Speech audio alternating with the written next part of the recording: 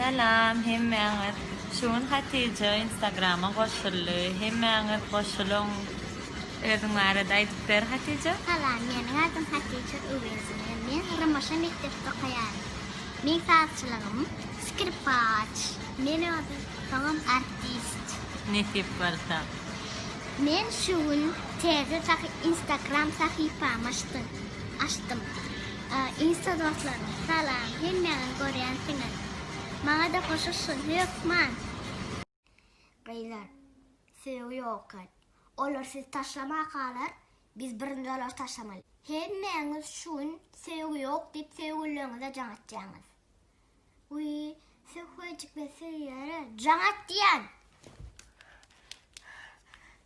Alo, şeri sevgi yokken Doğulanynyň Sultan restoranda başka birine soğudu da.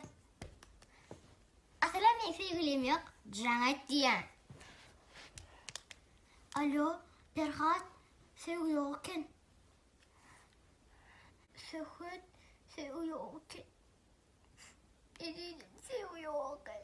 Ben sana edelim denmede ağlarım da. Sevgi yokken.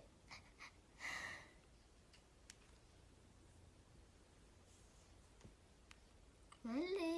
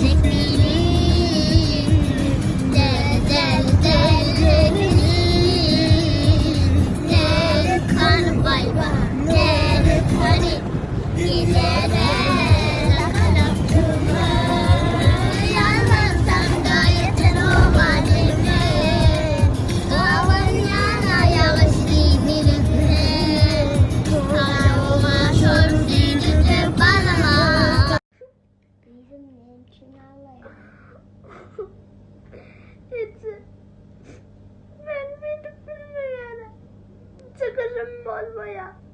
Bunu değilim, sen hükman edersin. Ha sen başaracak deyiptin ha. Başaracak deyiptim. Yine ben başarmayana. Değilim, sen başararsın.